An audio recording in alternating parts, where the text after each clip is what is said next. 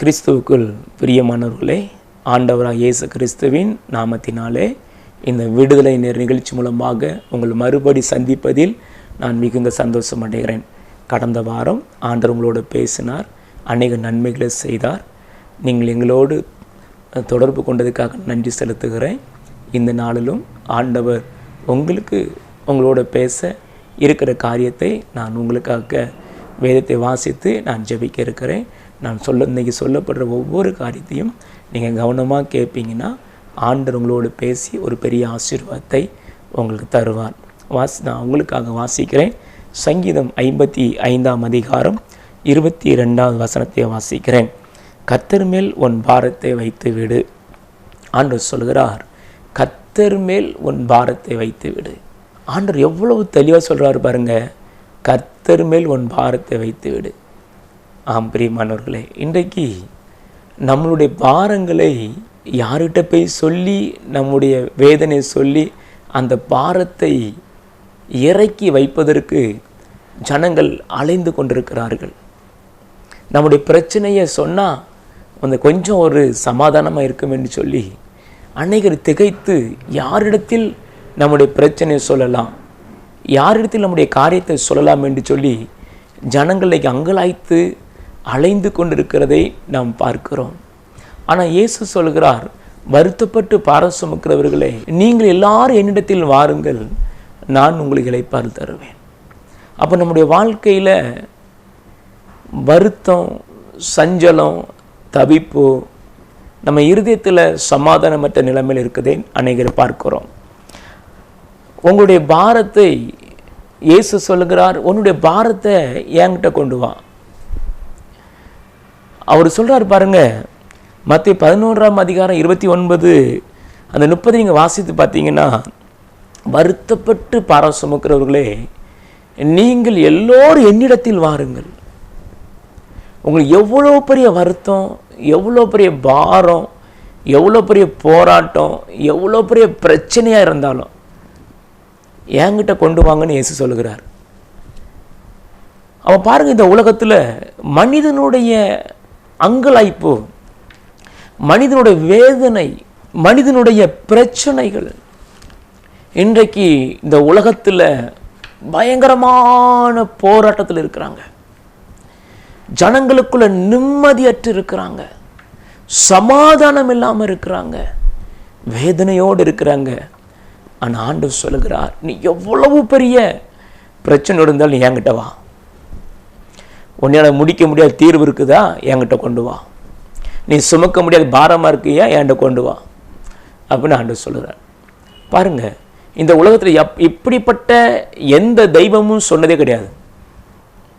உன்னுடைய பிரச்சனையை என்கிட்ட கொண்டு வான்னு சொல்லி இந்த உலகத்தில் சரித்திரத்தில் எந்த தெய்வமும் நான் உன்னுடைய பாரத்தை சுமக்கிறேன், உன்னுடைய பிரச்சனையை நான் மாற்றுகிறேன்னு சொல்லி ஒரு தெய்வம் கூட சொல்லலை. ஆனால் இயேசு எவ்வளவு பெரிய பாரமாக இருந்தாலும், எவ்வளோ பெரிய வியாதியாக இருந்தாலும், எவ்வளோ பெரிய கடன் பிரச்சனையாக இருந்தாலும், உன் பிள்ளையோட வாழ்க்கையில் போராட்டத்தோடு இருக்கிறீங்களா, இல்லை உங்கள் கணவருடைய வாழ்க்கையில் போராட்டமாக இருக்கிறதா, இல்லை உங்கள் கணவருக்கு பெரிய வியாதியில் படுத்திருக்கிறாங்களா, இல்லை உங்கள் பிள்ளைகள் படித்து வேலை இல்லாமல் இருக்கிறாங்களா, இல்லை உங்கள் பிள்ளைகள் வாழ்க்கையில் ஒரு துக்கத்தோடு இருக்கிறாங்களா, உங்கள் குடும்ப சமாதானமற்று இருக்கிறதா, நீங்கள் இயேசுடத்தில் வாங்க. உங்கள் பிள்ளைகளுடைய வாழ்க்கை எவ்வளோ பெரிய பிரச்சனையாக இருந்தாலும் இயேசுட கொண்டு வந்துட்டீங்கன்னா அவர் சொல்லுகிறாரு, உன் பாரத்தை எல்லாம் நீங்கள் கர்த்தர் மேலே வச்சுருங்க. ஒரு பழமொழி சொல்லுவாங்க எங்கள் ஊரில், பழைய காலத்தில் இந்த மாட்டு வண்டின்னு சொல்லுவாங்க.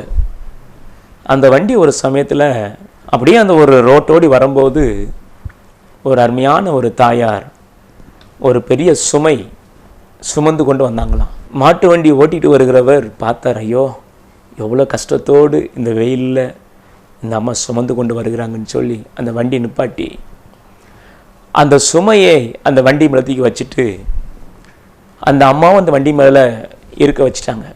வண்டி போய்கொண்டே இருக்கிறது. வண்டி போய்கொண்டே இருக்கும்போது அது குறிப்பிட்ட எல்லை வந்த உடனே அந்த அம்மா சொல்கிறாங்க, ஐயா இந்த இடம் வந்துட்டு உங்கள் வண்டி நிப்பாட்டுங்கன்னு சொல்லும்போது அந்த ஐயா வண்டி நிப்பாட்டி திரும்பி பார்க்குறாங்களாம். இந்த அம்மா அந்த வண்டியில் உட்கார்ந்து கொண்டு அந்த சுமையை சுமந்துட்டு எடுத்து அவங்க தலையில் சுமந்து கொண்டு இருக்கிறாங்களாம். இந்த வண்டிக்காரருக்கு பயங்கரமான ஒரு வேதனை. இவங்க நடந்து இவ்வளோ கஷ்டப்பட்டு வருகிறாங்க, அந்த சுமையை என் வண்டி சுமக்குன்னு சொல்லி தான் அந்த வண்டியில் இறக்கி வச்சாங்க. ஆனால் அந்த வண்டியில் அந்த சுமையை அவங்க இறக்கி வச்சுருக்க திரும்பி பார்க்கும்போது இந்த அம்மா சுமந்துக்கிட்டு இருக்காங்க. அவங்க சொன்னார், அம்மா நீங்கள் சுமக்கக்கூடாதுன்னு அந்த வண்டியில் உங்களை இறக்கி வச்சோம், நீங்கள் ஏன் சுமக்குறீங்கும்போது, இல்லையா இன்றைக்கி அநேகுடைய வாழ்க்கையிலையும் நம்ம ஜெபம் பண்ணுகிறோம், ஆண்டவரே நம்முடைய பிரச்சனைலாம் இயேசுவிடத்தில் வைக்கிறோம். அது முடிந்து ஜெபம் முடிந்த பிறகு நினைக்கிறோம், ஜெபம் பண்ணியிருக்கிறோம், நடக்குது, என்ன செய்ய, எவ்வளோ ஜெபம் பண்ணி தான் பார்க்குறேன்னு சொல்லி மறுபடியும் சுமை தூக்கி நம்ம தலைக்கு மேலே வைத்து விடுறோம். இன்றைக்கி அப்படி தான் அநேக வாழ்க்கை இருக்கிறது. இயேசு சொல்லுகிற, உன் சுமை என்கிட்ட கொண்டு வா, நான் சுமக்கிறேன். அவர் சொன்னார், நீ எவ்வளோ பெரிய வருத்தமாக இருந்தாலும் என்கிட்ட வா, உன்னுடைய பிரச்சனையை நான் தீர்த்து வைக்கிறேன். உங்கள் பிரச்சனை அவர் பாதத்தில் வச்சிருங்கிறேன். நீங்கள் அதுக்கு பிறகு அவர் பாதத்தில் வச்சிட்டிங்கன்னா நீங்கள் மறுபடியும் அதை பற்றி யோசிக்கக்கூடாது, ஜெபம் பண்ணிகிட்டே இருங்க. அவர்கிட்ட சொல்லிட்டீங்கல்ல, செஞ்சுக்கிட்டே இருங்க. அப்போ அவர் உங்களுடைய சுமையை சுமக்கும்போது லகுவாக இருக்கும். நீங்களாம் நம்ம எவ்வளோ தான் சுமக்க முடியும்? ஒவ்வொரு மனிதனுக்கும் ஒவ்வொரு சுமை இருக்குது. ஆனால் நம்ம சுமந்துக்கிட்டே அலைந்து கொண்டிருக்கிறோம். ஆண்டவர் சொல்லுங்க, உன்னை சுமை இறக்கி வைப்பா, நான் சுமக்கிறேன் உன்னுடைய சுமையை. பிரியமானவர்களே, இன்னைக்கு நம்முடைய வாழ்க்கை அப்படி தான் இருக்கிறது. 2 நாளாகமும் 10:4 சொல்வது, உம்முடைய தகப்பன் பாரமான நுகத்தை எங்கள் மேல் வைத்தார். பாரமான நுகம். நம்ம எப்படிங்க, நீங்கள் யோசித்து பாருங்களாம், எவ்வளோ பெரிய பாரத்தை நம்ம சுமக்க முடியுமா? அவன் சொல்கிறாரு பாருங்க, தகப்பனார் எங்களுக்கு அவ்வளவு சுமை உண்டாக்குறார். இன்றைக்கு உங்கள் வாழ்க்கையில் பிசாசு அநேகர இந்த அடிமத்த நுகத்துக்குள்ளே வச்சிருக்கிறான். அடிமத்தனமான நுகம், அந்த நுகத்தை வைத்து உங்களை வேதனைப்படுத்தி கொண்டிருக்கிறான். புலம்பல் 5:5 சொல்கிறது, பாரம் சுமந்து எங்கள் கழுத்து நோகுகிறது, நாங்கள் உழைக்கிறோம், எங்களுக்கு இளைப்பாறுதலே இல்லை. எங்களுக்கு இளைப்பாறுதலே இல்லைங்க. இன்னைக்கு அநேகருடைய இளைப்பாறுதலே இல்லை, ஒரு சமாதானம் இல்லைங்க குடும்பத்தில். அநேக குடும்பத்தில் வேதனை, சமாதானமே இல்லை. பிள்ளைகளோட வாழ்க்கையில் பாருங்க, நல்ல காரியமே நடக்க மாட்டேங்குது. பிள்ளையோட வாழ்க்கை நல்ல காரியம் நடக்கல. ஒரு நாள் ஒரு அருமையான ஒரு தாயார், மகளுக்கு 32 வயதாயிட்டு, எல்லாரும் திட்டுறாங்க, இந்த பிள்ளை திருமணம் பண்ணி கொடுத்தாங்க, சொந்தங்கள்லாம் ஒரு பக்கம் நெருக்கிறாங்க. ஆனால் இந்த அம்மாவுக்கு தெரியும், இயேசு என் மகளுக்கு ஒரு நல்ல ஒரு வரனை கத்தர் கொண்டு வருவார். இவங்க கவலைப்படவே இல்லை. இந்த அம்மா, கர்த்தர் பார்த்து கொள்வார், என் ஆண்டவர் பற்றி எனக்கு தெரியும், என் ஆண்டவர் என் பிள்ளைக்கு நல்ல காரியத்தை செய்வார். எனக்கு ஆச்சரியமாக இருந்தது. அவங்க சொல்கிறாங்க, ஒவ்வொரு நாள் நான் ஜெபம் பண்ணுவேன் தம்பி, அவருக்கு எவ்வளோ அக்கறை என் மேலே, என் மகன் மேலே இருக்கிறது, என் ஜெபத்தை கேட்குறாரு, எனக்கு தெரியும் அவர் என் மகளுக்கு நல்ல ஒரு துணை கொண்டுருவார்னு சொல்லி. எனக்கு பயங்கர சந்தோஷம். மற்றவங்களை பார்த்தீங்கன்னா, ஐயோ என் பிள்ளைக்கு திருமணம் ஆகலை, என் பிள்ளைக்கு வயசாகிட்டு இருக்குது, என் பிள்ளைக்கு அப்படி ஆகிக்கிட்டு இருக்குது, என் பிள்ளைக்கு அப்படி இப்படின்னு புலம்பிக்கிட்டு இருப்பாங்க. ஆனால் இந்த தாயார், அவங்க ஒரு பயங்கரமான ஒரு ஜெப வீராங்கனை. அவங்க சொன்ன, கர்த்தர் என் மகளுக்காக யாவை செய்து முடிப்பார். பாஸ்டர், நீங்க ஏன் கவலைப்படுறீங்க? நம்ம ஜெபம் பண்ணுவோம், ஆண்டவர் காரியத்தை வாய்க்க பண்ணுவார். எனக்கு பயங்கர சந்தோஷம். இப்படிப்பட்ட ஒரு ஆணித்தரமான விசுவாசம், ஆணித்தரமான ஒரு நம்பிக்கை. ஏனென்றால் அவங்க தேவனை அறிந்தவர்கள், அவங்க உண்மையா இயேசுவை ஏற்றுக்கொண்டவர்கள். எனக்கு அவங்க மகளுடைய திருமண காரியம் ராஜாவினுடைய வீட்டில் நடந்துங்க. நான் திருமணத்துக்கு போயிருந்தேன். எனக்கே ஆச்சரியமா இருந்தது. அவ்வளவு திரள் கூட்டம். பயங்கர கூட்டம், பயங்கர சந்தோஷம். நான் கேட்டேன், அவங்க சொன்ன, இயேசு என் மகளுக்காக யாவையும் செய்து முடிப்பார். ஏன்னா நான் அவரை நம்புகிறேன், நான் அவரை விசுவாசிக்கிறேன், என் பாரத்தை நான் அவர் தான் வைக்கிறேன், நான் அவரை யார்ட்டும் வைக்க போறது கிடையாது. எனக்கு கொடுத்து அவர் தான் எனக்கு இந்த மகளை கொடுத்தாரு, அவர் தான் என் மகளுக்கு அற்புதம் செய்ய முடியும், நான் என்ன செய்ய முடியும்? அவன் பாருங்க, அந்த அம்மாவோட நம்பிக்கை எப்படி, இயேசு மேல அந்த விசுவாசம், அந்த நம்பிக்கை, அந்த அவங்க கவலைப்படவே இல்லை, அந்த பாரத்தை இயேசுகிட்ட வச்சுட்டாங்க. இயேசு அழகா அவங்க மகளுடைய திருமண காரியத்தை நடத்தி கொடுத்தார். அதுதான் ஒரு பெரிய ஆசீர்வாதம்.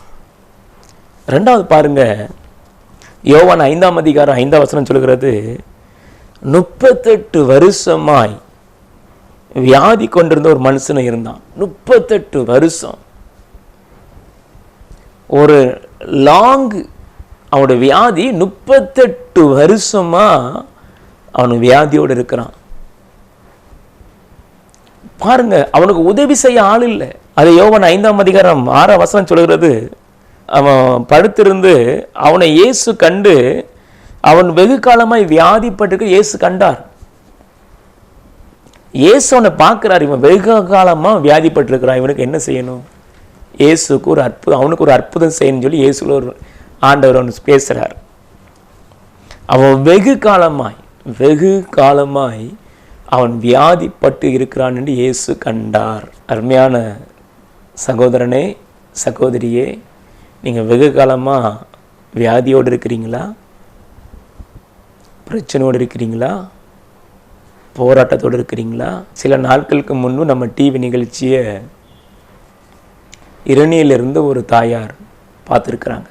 நான் ஆணித்தரமாக ஒரு காரியம் சொன்னேன், நீங்கள் இயேசு எடுத்து கேளுங்க, அற்புதம் நடக்கும் அப்படின்னு சொல்லி. அந்த செய்தி அவங்க கவனமாக கேட்டாங்களாம்.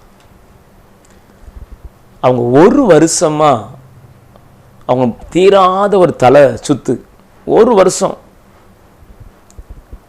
அவங்க சமையல் பண்ணக்கூட முடியாது. அப்படியே கட்டிலில் படுத்து அந்த டிவி நிகழ்ச்சியை பார்த்துட்டு இருந்தாங்களாம். அந்த தகப்பனார் தான் அவங்கள சமையல் வச்சு சாப்பாடெலாம் கொடுக்கணும். இந்த அம்மா எந்திரிச்சாங்கன்னா அந்த தலை சுற்றி அப்படி அங்கே மாதிரி அடிக்குமா, இங்கே மாதிரி தள்ளுமா, இங்கே மாற்றிமா தள்ளும். அதனால் அப்படி பிடிச்சிக்கிட்டே தான் ஒரு காரியம் செய்யணும்னா போவாங்களாம். ரொம்ப கஷ்டம், ஒரு வருஷம் பயங்கரமான கஷ்டம். அந்த சுகர்னால் அவ்வளவு ஒரு பிரச்சனையோட தலைச்சத்தோட அந்த கட்டிலே தான் படுத்திருப்பாங்களாம். இந்த 2 ஷோல்டர்லேயும் அவங்களுக்கு புண்ணு, அவ்வளவு வேதனை, கண்ணீர். அவங்க ஜெபம் பண்ணாங்க, ஏசப்பா என்னை தொடுங்கப்பா, என்னை தொடுங்க. இந்த ஊழியக்காரர் சொல்கிறாங்கல்ல, நான் நம்புகிறேன், இன்னைக்கு என்னை சுகமாக்குங்க ஆண்டவரேன்னு சொல்லி அவங்க ஜெபம் பண்ண ஆரம்பித்தாங்களாம். ஆண்டோடைய வல்லமை இறங்குனதுங்க, அவங்கள தொட்டுச்சு. அந்த தலை சுத்து அப்படியே மறைஞ்சிட்டாங்க. ஒரு வருஷமாக இருந்த தலை சுத்து அப்படியே மறைஞ்சிட்டாங்க. அவங்க எனக்கு ஃபோன் போட்டு கூப்பிட்டுருந்தாங்க, நான் அவங்க வீட்டுக்கு போயிருந்தேன். எனக்கு அவங்களுக்கு பயங்கர சந்தோஷம். அவங்களுக்கு, பாஸ்டர், பிரதர், ஒரு வருஷமாக நான் ஒரு வேலையும் செய்ய முடியல, தலை சுத்து நிற்க முடியாது, ஆனால் ஆண்டவர் என்னை சுகமாக்கிட்டார் பிரதர். அவருக்கு நன்றி செலுத்தினாங்கங்க. நீங்களும் பல நாள் வியாதிப்பட்டிருக்கிறீங்களா? பிரச்சனையோடு இருக்கிறீங்களா? கண்ணீரோடு இருக்கிறீங்களா? கவலையோடு இருக்கிறீங்களா? பல நாட்களாக வியாதிப்பட்டிருக்கிறேன், பல நாட்களாக நான் மருந்து சாப்பிட்டு கொண்டிருக்கிறேன், எனக்கு ஆண்டவர் அற்புதம் செய்ய மாட்டாரா? ஆம் பிரியமானவர்களே, நம்முடைய ஆண்டவர் வியாதியஸ்களை பார்த்து அவர் அப்படி போகிற தேவன் அல்ல, மனதுருக்கம் உள்ள ஒரு தேவன். இயேசு மனதுருக்கம் உள்ள ஒரு தேவன். எவ்வளோ பெரிய வியாதியாக இருந்தாலும் உன்னை வியாதியை மாற்றுவதற்கு இயேசுவால் முடியும்.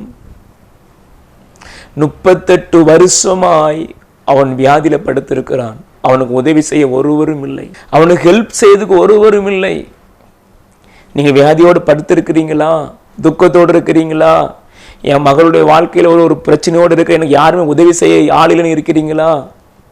என் கணவன், என்னுடைய மனைவியும் என்னுடைய மருமகனும் பிரிந்து, என்னுடைய மகளும் என்னுடைய மருமனும் பிரிந்து இருக்கிறாங்க, அவங்களுக்கு உதவி செய்ய ஆள் இல்லை, எங்களுக்கு உதவி செய்ய ஆள் இல்லைன்னு நினைச்சு கொண்டு இருக்கிறீங்களா? நான் சொல்றேங்க, உங்களுக்கு உதவி செய்ய இயேசு ஒருவர் தான் வருவார்.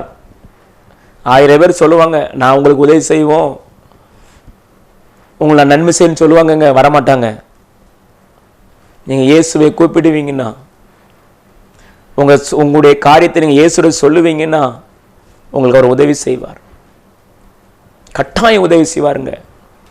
அவன் 38 வருஷமா படுத்து கிடக்கிறவனை இயேசு கண்டு, நான் அவனுக்கு என்ன செய்யணும், உனக்கு நான் என்ன உதவி பண்ணணும், ஆண்டவரே நான் நடக்கணும், என் வியாதி சுகமடையணும், நான் சுஸ்தமாகணும் என்று இயேசுட்ட அவன் சொல்கிறான்.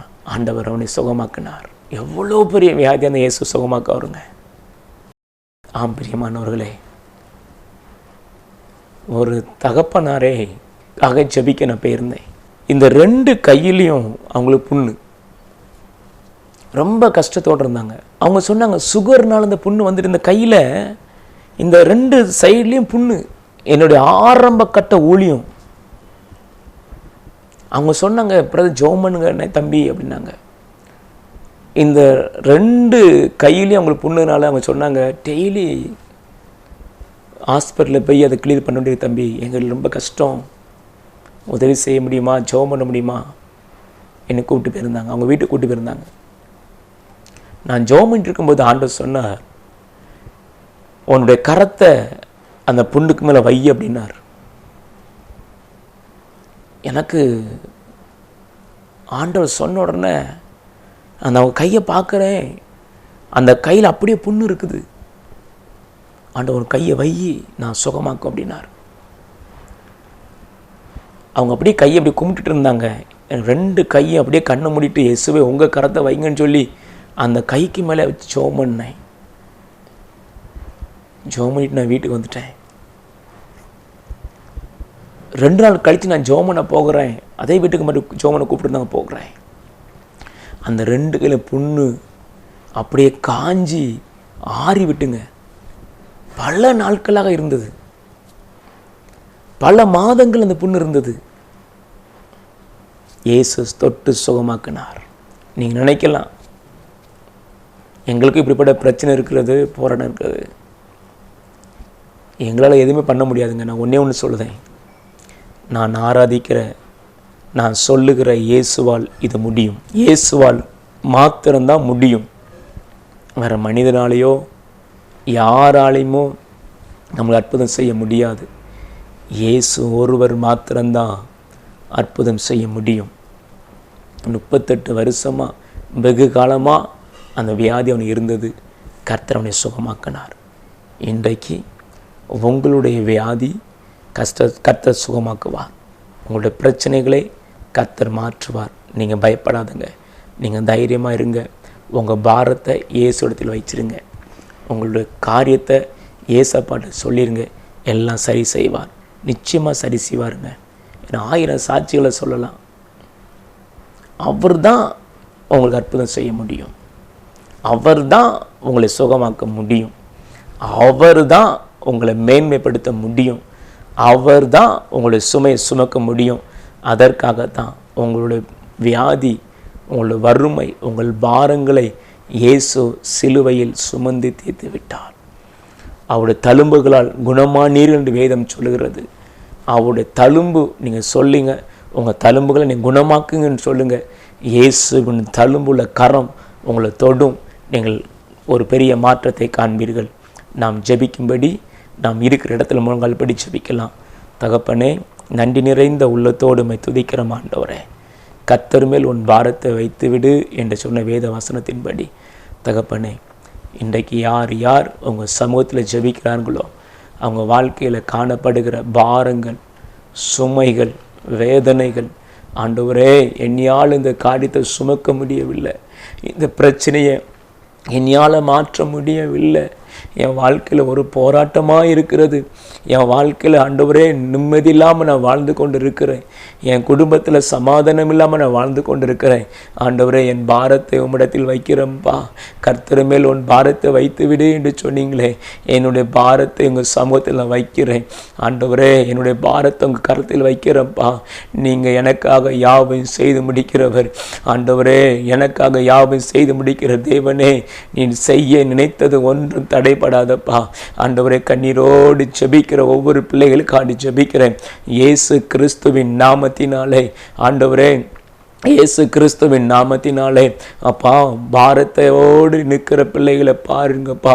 கண்ணீரோடு நிற்கிற பிள்ளைகளை பாருங்கப்பா. ஆண்டவரே, குடும்பத்தில் இருக்கிற போராட்டத்தோடு நிற்கிற பிள்ளைகளை பாருங்க. ஆண்டவரே, கணவனும் மனைவிக்கு இருக்கிற அந்த சமாதான குறைச்சல்களை பாருங்கப்பா. பிள்ளைகளால் வர்ற போராட்டங்களை பாருங்க. ஆண்டவரே, இயேசுவின் நாமத்தினாலே தகப்பனே, ஒரு அருமையான குடும்பத்தார் ஜெபிக்கிறாங்கப்பா. தன்னுடைய பிள்ளைகள் பிரிந்து இருக்கிறதை ஆண்டவரே ஸ்தோத்திரம் சொல்கிறீங்கப்பா.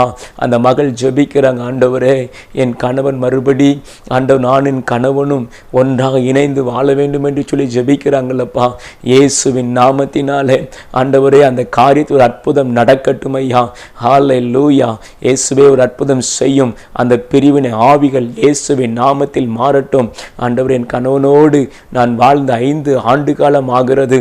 ஆண்டவரே, நான் தெரியாம நான் தவறு செய்து விட்டேன் என்று சொல்லி ஆண்டவர் என் கணவனுக்கு விரோதமாக நான் எழும்பிட்டேன்னு சொல்லி ஜெபிக்கிறேன். அன்பு தங்கச்சி, நீ ஆண்டவர் சமூகத்தில் உன் பாரத்தை வைத்தபடினால கர்த்தர் உனக்கு அற்புதம் செய்கிறார் மகளே. நீ சமாதானத்தோடு போ. உன் வேண்டுதல் கேட்கப்பட்டது. உன் குடும்பத்தில் கர்த்தருடைய வல்லமை பலமாக இறங்கி வருகிறது. உன்னை வைத்தவர்களை ஹல்லேலூயா, உன்னை உன் கணவனை பிரித்தவர்களை ஆண்டவரே நீ மன்னித்து நீ ஜெபம் பண்ணு மகளே. நீ மன்னித்து ஜெபம் பண்ணு. அவங்களுக்கு முறுமுறுக்காத, மன்னித்து ஜெபம் பண்ணு. ஐயோ, என் வாழ்க்கையை இப்படி பண்ணிட்டாங்களேன்னு சொல்லி முறுமுறுக்காண்டாம். நீ ஆண்டவர் சமூகத்தில் சொல்கிறபடினால் நீ மன்னித்து ஜெபம் பண்ணு மகளே. நீ ஒரு சமூகத்தில் ஒப்புக்கொடு. கர்த்தர் பார்த்து கொள்வார். இயேசுவே, உமக்கு நன்றி அப்பா. அன்பு மகளுடைய வாழ்க்கையில் காணப்படுற போராட்டங்கள் மாறட்டும். கணவனும் மனைவியும் ஆண்டவரே ஆசீர்வாதமாக இருக்கட்டும் ஐயா. அநேக குடும்பங்களில் காணப்படுகிற பிரிவினைகள் இயேசுவின் நாமத்தில் மாறட்டும் ஆண்டவரே. கணவனும் மனைவிக்குள்ள காணப்படுற போராட்டங்கள் இயேசுவின் நாமத்தில் மாறட்டும் ஆண்டவரே. ஒரு அருமையான ஒரு தாயார் ஜெபிக்கிறீர்கள், உங்கள் மகளுக்காக ஜெபிக்கிறீர்கள். உங்கள் மகள் பிரிந்திருக்கிறாங்க. அவங்களுக்குள்ள சமாதானம் இல்லை. ஒரே குடும்பத்தை தான் இருக்கிறாங்க. ஆனால் 2 பேருக்குள்ள பேச்சு இல்லை என்று சொல்லி நீங்கள் ஜெபிக்கிறீங்க.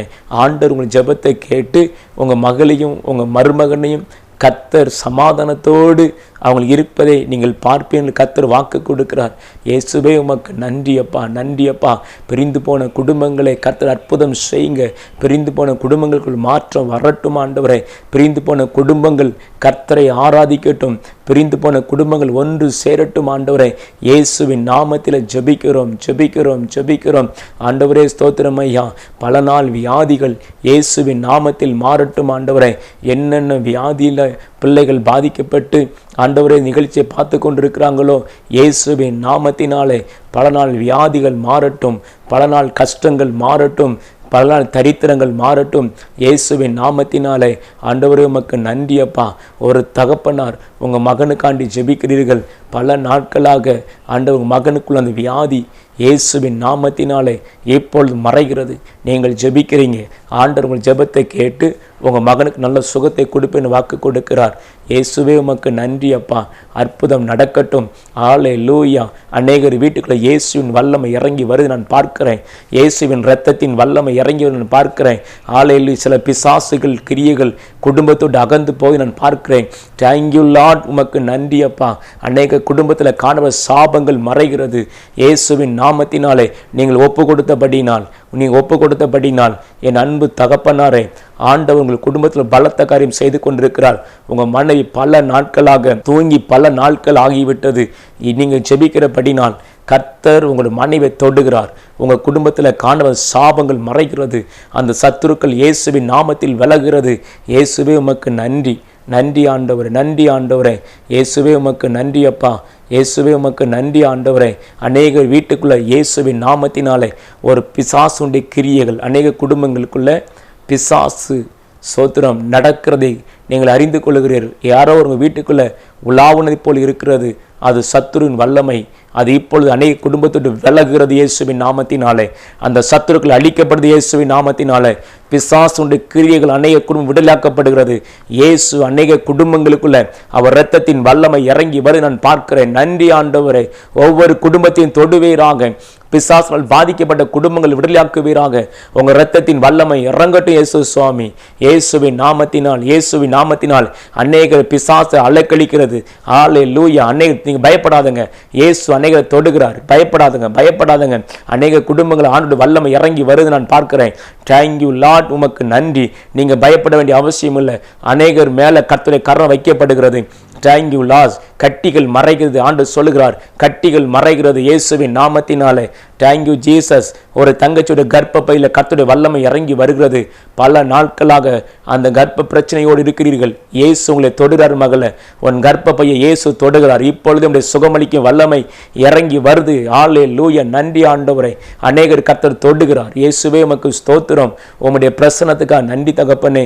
நீர் ஆசீர்வதியும் ஆண்டவரே. இந்த டிவி நிகழ்ச்சி மூலமாக பலத்த காரியம் செய்து கொண்டிருக்க நன்றி ஆண்டவரே. இயேசுவே உமக்கு நன்றி. உம்முடைய நாமம் மையப்படட்டும். இயேசுவின் நாமத்தில் ஜெபிக்கிறோம் பிதாவே.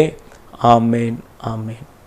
பிரியமானவர்களே, ஆண்டவர் உங்களோடு தெளிவாக பேசினார். அநேக அற்புதங்களை செய்தார். எங்களோடு தொடர்பு கொள்ளுங்க. நீங்கள் உங்களுடைய சாட்சிகளை எங்களுக்கு சொல்லுவீங்கன்னா அநேகருக்கு ஆசீர்வாதமாக இருக்கும். இப்போ உங்களுக்கு எங்களுடைய 24 மணி நேர ஜெப நம்பர் ஸ்க்ரீனில் உங்களுக்கு போடுவாங்க. நீங்கள் எப்போனாலும் எங்களுக்கு கால் பண்ணி நீங்கள் ஜெபிக்கலாம். உங்கள் ஜெப குறிப்பை எங்களுக்கு வாட்ஸ்அப்பில் அனுப்பி தரலாம். கர்த்தர் உங்களை ஆசீர்வதிப்பார். ஆமேன்.